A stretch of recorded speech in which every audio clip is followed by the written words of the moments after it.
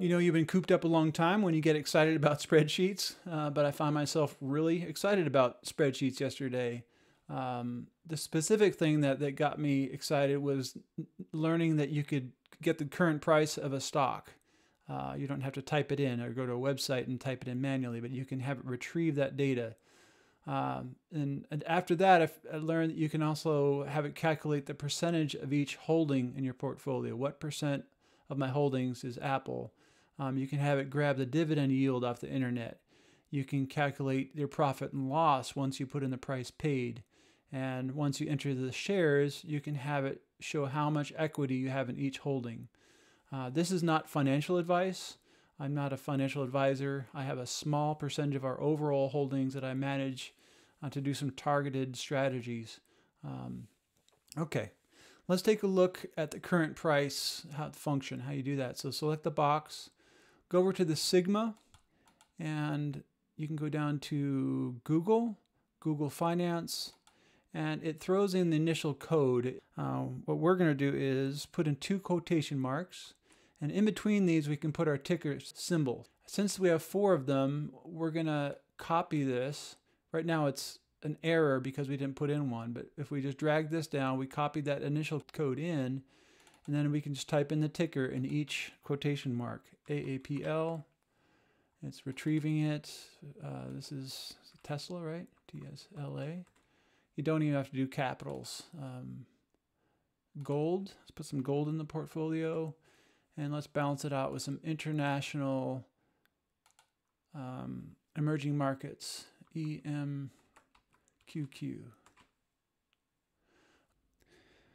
Okay, in order to figure out the value of 55 shares of Apple at the current price, what you would do is make a frown face. Equals, parentheses, there's our frown face.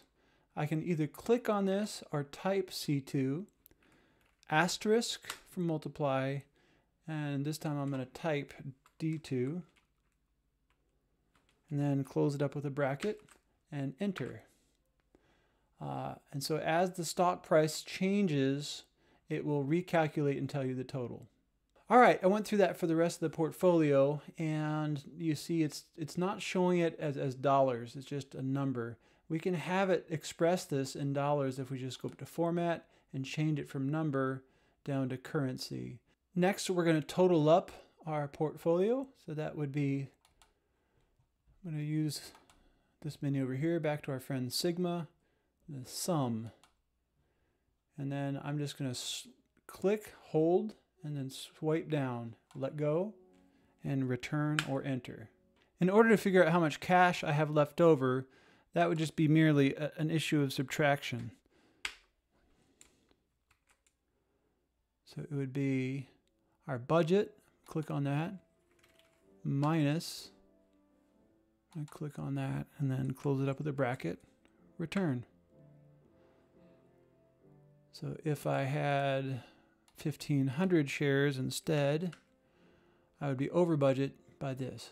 In order to calculate how much of your portfolio is held in each position as well as the cash, we would select our first box, make our frown face, and we would want to select our position and divide by with that slash. And then it's the percent of the overall budget, so we click that there and close it up with a bracket.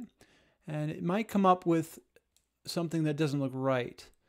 If it does it that way, I'm going to select this whole thing and try to get format and percent. There we go. Now, our cheater is not going to work, is my prediction, because it's going to increase both values by 1. So it shifted down to here, but it also shifted our budget down to this blank. So we're going to have to adjust the second number in each of the codes. So it got the B3 right, but then we have to enter B11 for each of the others. Then it should get the percentages.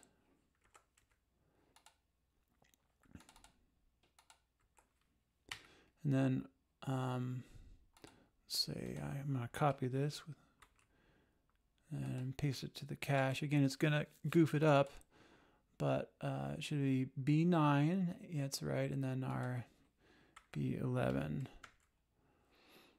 And again, if we adjust any position, it'll change the breakdown of our percentages. All right, I could not find a way to have the dividend yield percentage automatically populate here. So I just looked up what it is currently. And of course, this percentage will change as the price goes up and down, because this is a static number and this is dynamic. But it'll give us a ballpark of what we can expect. So let's choose where we want that dollar figure to show up. And when you multiply things together, the end result is a product. So we're going to go to the all product, and I'm going to click on the dividend, then asterisk for multiply, and then click on my holdings, then enter or return. There we have it. I'm going to put in 0 from Elon Musk at Tesla, and I believe it's 0 for gold. And this MPW does have a 5.25% yield, so let's go through the process again. All product 5.5 asterisk, my holdings, enter, and we can figure out our total if we choose this and choose sum and just kind of swipe through all that, return or enter. Okay, next I'm going to enter the cost of each position. So that would be here, and it's a multiplication. So the result there is a product, and we get that from multiplying the price paid, then asterisk for multiply, and I'm going to click on the number of shares to give me my total cost, and enter. It looks like it's being expressed as a number. So change it from just a regular number to a currency, and I prefer to have things centered. We can have our spreadsheet calculate the profit or loss, and bear in mind that the current price is delayed by as much as 20 minutes. So we can simply do that by putting in our friend, the little frown face, our unhappy little friend, and then we'll choose our current value, how much equity we have, minus the cost, and then close it up with that, and return or enter. And in this instance, we can finish the rest of them by doing our trick of highlighting and going to the corner to get the little crosshairs and drag down, and it'll populate the other cells and do it for us. And we can get a total by selecting this, back under our sigma, sum, and just click, hold the mouse button down, drag, release, return or enter. And I'm going to make these all bold. I'm going to select this and then Command B on my Mac. There we go. All right, that's all I got for today. I hope this is helpful and interesting. I'm still learning this stuff, so if anything was clumsy or if you know of a more efficient way to do things, please leave a comment. Let's help each other. And maybe you know some additional tricks or things we can do for this. I'm going to be using this perhaps for combining portfolios that we have in different places. There is so much we can do with this, but I particularly like it because I can see the percentages of my holdings as I'm planning out a portfolio. All right, talk to you guys later. We'll see you.